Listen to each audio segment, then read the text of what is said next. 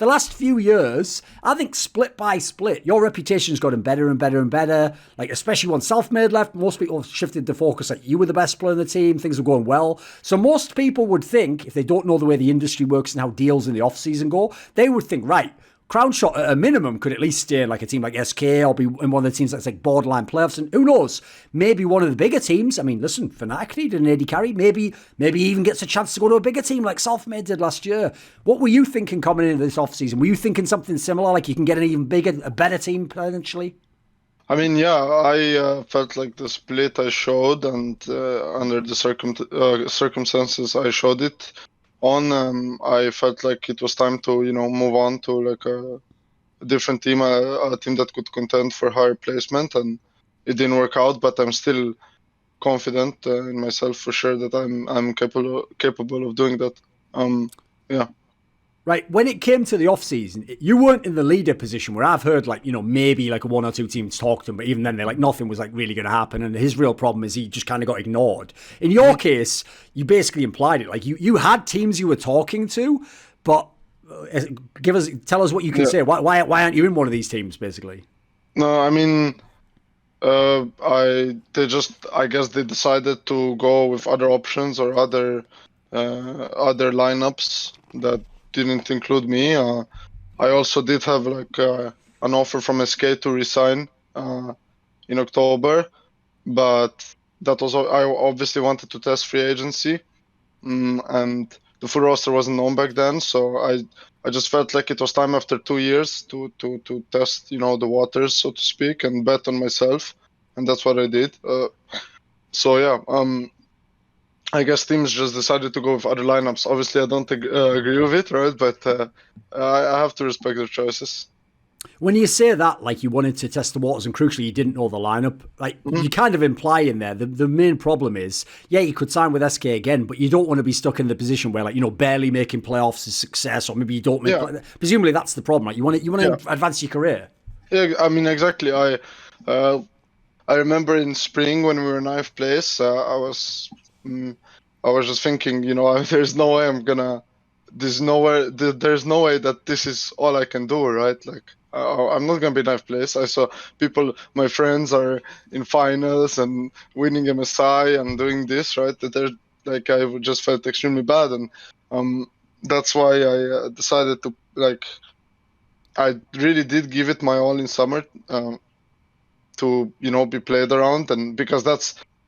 There's also like this is a myth or like a rumor that I read that I can't play any other style than being. I think you're like the forgiven, basically. Yeah, like right. But if you follow my career from 20, if you think 2018 Mad Lions, the ones we won new Masters with and stuff, were a team that played around bot lane, you're just clueless, right? And even if you think 2019 SK was that team, especially in spring, it's also wrong because. Selfmade used to play quite heavily around top, and my most played champion was Ezreal all those years. And I mean, of course, you could play him like very heavily for him, but that's not really his main, the way you play him. And this was just the way I started playing now. Because, for example, in spring, summer, me and Limit had very good laning stats, and we had a Trick spend the most bot lane out of any jungler. But it wasn't. I was like, okay, guys, we play this way, or I'm not playing, or like I refuse to play any other way. We tried other ways. We couldn't make it work because in summer we did change mid and top. If you count mid rostering to top, right? So let's say we have 2 new players, just our role swap and a rookie. So we tested. We saw that other ways don't work, and I'm not gonna be like, okay, let's play standard like every other team, or let's do this, and then I'm gonna be AF7. I did, of course, I was taking a lot of resources. I know that it's obvious, like the stats speak for themselves, but still, it is also true that I did end up getting caught some games and being the reason we, or like being, obviously if all the pressure is on me, I did end up making mistakes for sure. I think I remember a few games. There was one against Misfits and one against Fnatic where I died on mid lane. Against Reckless Syndra, and then of course there were some games, right? But I was still the one that was, if you checked, I was still the one that always had a lead in every game against against teams, right, where my team was behind. Obviously, that's a byproduct of my team playing for me, but Sure. you can't play for something that it's not already there. You gotta still be so to good. speak, Yeah, I of guess. course. Yeah, like we also felt like that was the best way to unlock Limit. He was at his best it was like end of spring where we just started playing Varus Trash, where we got the 2 victories the last week.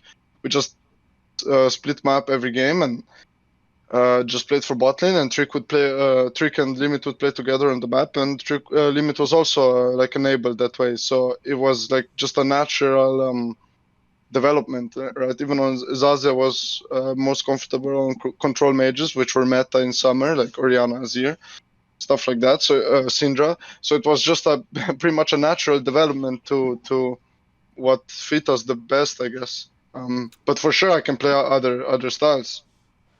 Now, when you go and you talk about these other offers, potentially for better teams, bigger orgs, like one thing someone's going to think is, well, is that also like you don't just want to be a better team? Maybe you want to get paid way better. Did you want a huge salary? Did they have to meet a certain level, or you weren't going to take the offer? No, I mean that wasn't an issue because I responded to a tweet where someone said that what is more likely that like 20 managers are blind or one player is greedy, but that's not even true. Like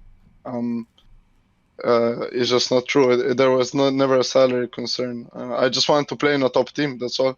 In the end, winning is still what I want the most because I haven't played in a LEC or LCS finals, right? Yes. Or anything like that. In the end, money is not the number one goal for me. I just want to compete at the highest level. So. Right, obviously, just because of the circumstances, you're not going to say the team names, but were Sure. some of these teams in LCS? Was it just LEC offers? No, it was actually more LCS teams interested in LEC. Okay. I guess in the end, yeah. But then they just decided to go for different lineups, which is in the end, I can't mind control GMs or whatever how to think, but I think I did show I have I guess in NA, especially with the Oceanic rule, right? It did bring a lot of Oceanic AD carries, and Right. teams did decide to import different roles, which I can understand, but in the end, I can't really affect that. I still feel like I would bet on myself again, right? Like I told myself that I want to be on a team that I feel like can contend among the best, and yeah, that's my goal. I'm still confident in myself that I'm a top tier AD carry, for sure.